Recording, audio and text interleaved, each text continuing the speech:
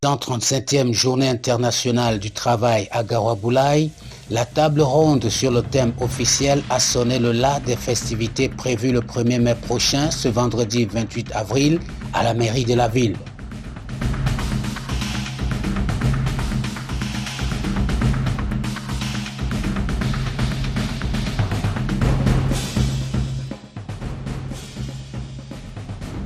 C'est autour du thème proposé par l'Organisation internationale du travail que les exposés et échanges ont eu lieu à la salle des actes de la mairie en présence de monsieur le sous-préfet de Garoua-Boulaye, représenté par l'adjoint d'arrondissement.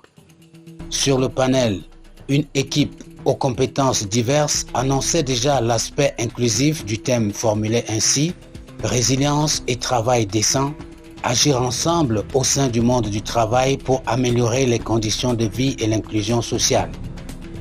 Ainsi donc, le premier orateur, après avoir balisé le chemin en apportant une définition simpliste des termes résilience, travail décent et inclusion sociale, a passé la main au suivant dont le rôle a été de visualiser la notion de travail dans les doubles prismes individuels et collectifs. Ensuite, est venue la note spéciale sur l'inclusion des femmes, l'aspect genre où l'intervenante acclamait haut et fort que les femmes méritaient d'être intégrées dans la danse du travail compétent, sans faveur ni discrimination.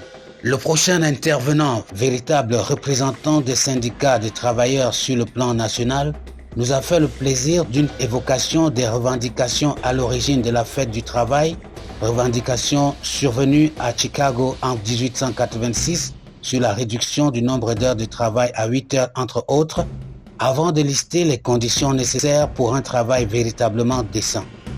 Après lui, c'était à notre tour à l'agence VDP de rappeler les bases fondamentales des rapports entre employés et employeurs dans la production d'une entreprise et le rôle des délégués du personnel, un aspect sur lequel le dernier intervenant est revenu en de plus grands détails. S'en sont suivies alors 3 questions pertinentes qui ont permis aux participants de soulever les questions du travail des enfants dans les zones minières, la réglementation du domaine des transports interurbains avec le trop-plein de motocyclistes sans papier et l'encadrement des enfants en déperdition scolaire.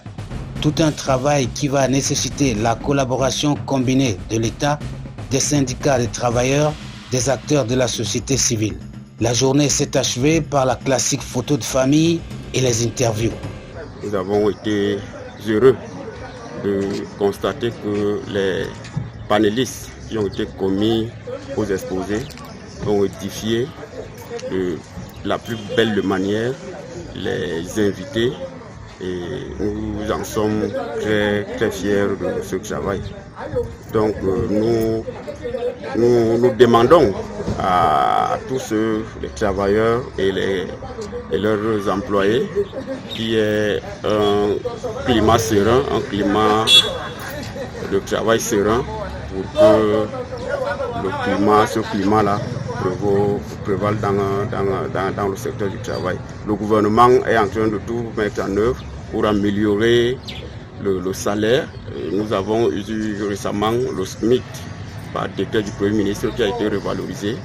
Donc nous pensons que le gouvernement n'est pas indifférent face aux difficultés des employés dans le secteur privé surtout et en général pour tous les travailleurs du monde et du Cameroun en particulier. Déjà à la suite du sous-préfet, je voudrais féliciter les copanélistes pour leur brillant exposé qui a vraiment édifié l'opinion. Et je pense que le message sera répercuté, n'est-ce pas, au sein de la population pour que ceux qui traînent encore puissent se retrouver dans les syndicats et défendre, comme je disais lors de mon exposé, n'est-ce pas, leur cause commune. Et je pense bien que la balle est dans le camp des travailleurs et nous voulons par anticipation, n'est-ce pas, en plus de au défilé qui aura lieu le 1er mai même, leur souhaiter, n'est-ce pas, une bonne fête de travail. Je tiens d'abord à féliciter tous les panélistes et les participants qui étaient dans cette salle pour cette fête de 1er mai.